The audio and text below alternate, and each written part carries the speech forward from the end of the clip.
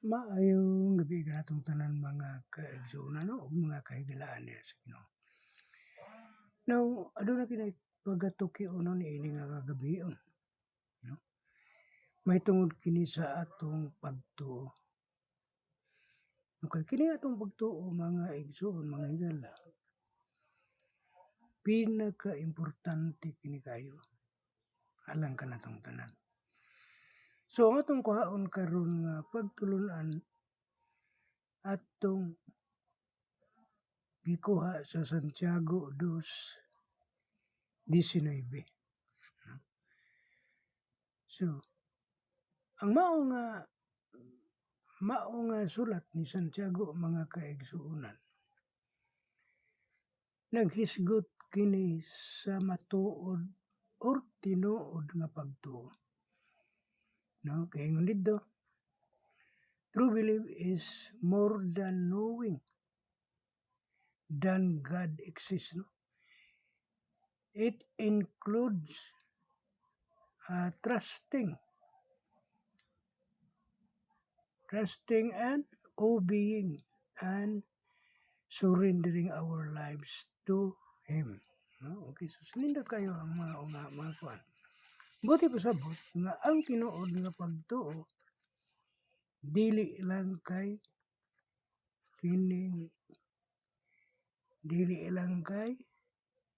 kahibalo nga adunay Dios naglakip kini sa pagsalig, pagtuman og pagpasakop sa atong kinabuhi.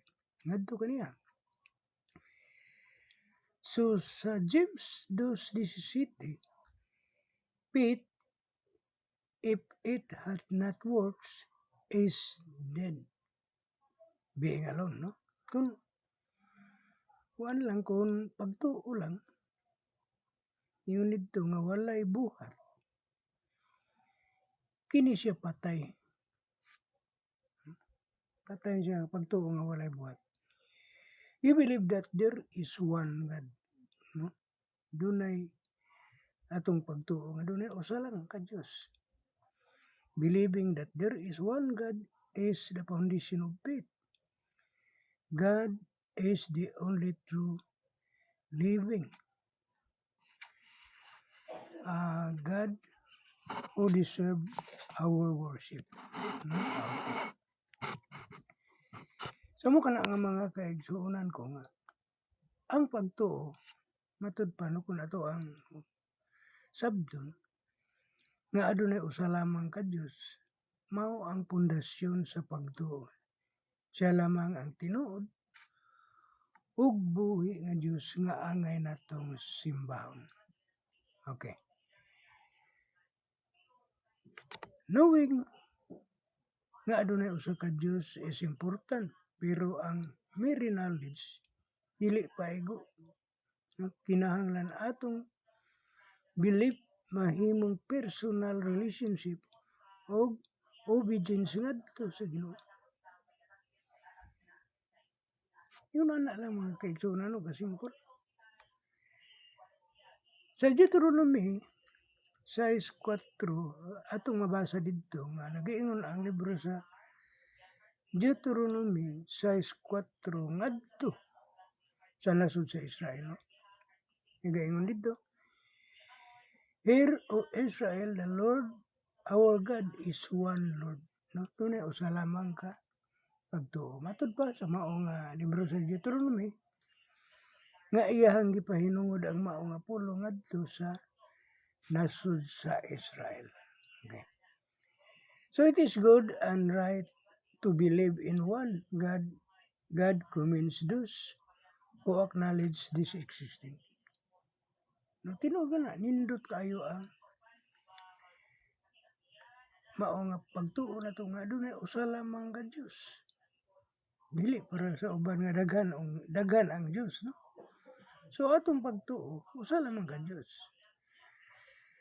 Maayo ug husto ang pagtuo sa usa ka Dios. Gidahig sa Dios ang mga tawo nga nag-ila sa iyang pagka-Dios. No, iyang gidahig ang mga tawo nga nag-recognize sa iyang pagka-Dios. It is good no? Nga mutuo ta sa Dios. But faith must move beyond intellectual agreement ngadto sa active trust o faithful living. Ang tinuod nga pagtuo makita sa atong kinabuhi nga mao ang binuhatan. Okay. Hebrews 11:6, no, kita na to dito. Mabasa na to dito. For he that commit to God must believe that He is, and that He is a rewarder of them and diligently seek Him. No? The devil also believe and tremble. No? Ang yawa, doon na usab sila pagtuo. Nagtuo sila. Ang ilang pagtuo mas grabe gani kayo kaysa nabatunan na to ang pagtuo. Ano? Ano naman? Sige yun, the devil also believe and tremble. Ang yawa nagtuo usab ug nagkurog pa. Ang atong pagtuo uban ba ang pagkurog? No, wala. Mas grabe ang pagtuo. Gani lang. Kay ang yawa, wala lang siya magpasakop sa kining kabubuton sa Ginoo. Even demons know that God exists and fear His power and judgment, yet they do not obey or submit to Him. No? Nagtuo sa bang Ginoo nga ang Diyos nga exist na ay Diyos ug nahadlok sa iyahang gahom ug sa iyahang paghukom. Yet they do not obey or submit to Him. Wala siya mag-obey. Wala siya magsugot.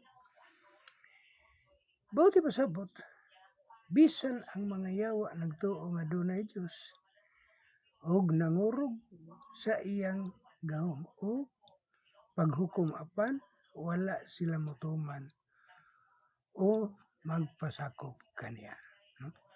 The devils have knowledge about God, pero wala sila saving spirit. No?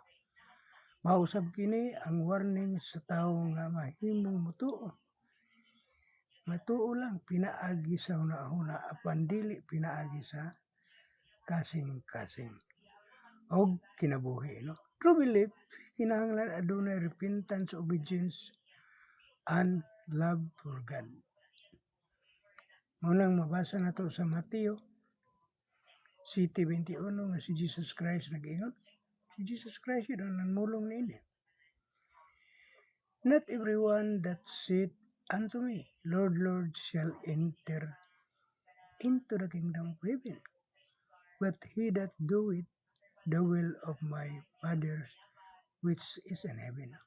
Ingon niya, dili tanan magaingon nga kanako nga Ginoo, Ginoo, makasulod sa kingiran sa langit.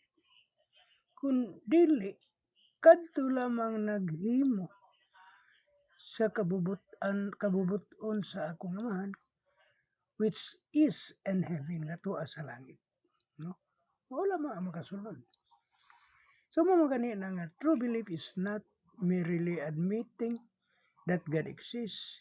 It is trusting Him, obeying His word, and allowing faith to transform our lives. No? Buti pasabot nga ang tinuod nga pagtuo dili lamang pag-angkon nga adunay Dios, kini mao ang pagsalig kaniya, pagtuman sa iyang pulong ug pagtugot nga ang pagtuo maoy mag-usab sa atong kinabuhi.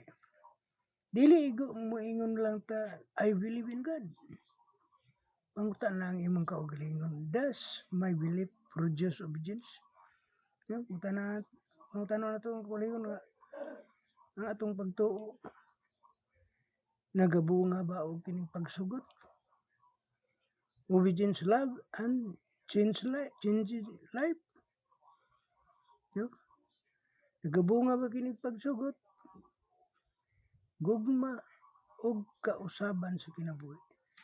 Kaya ang tinuod nga pagtuo, makita dili lang sa confession, sa baaba, kundi sa transform life of faithful obedience ngadto sa Ginoo. Sumo lamang kana mga kaigsunan no, akong ikahatag, ikapaambit kaninyo. Manginaot ko nga nakadugang na usab kini sa atong kaalam nga ato ang nahuptan. Mayong gabi o God bless kanatong tanan.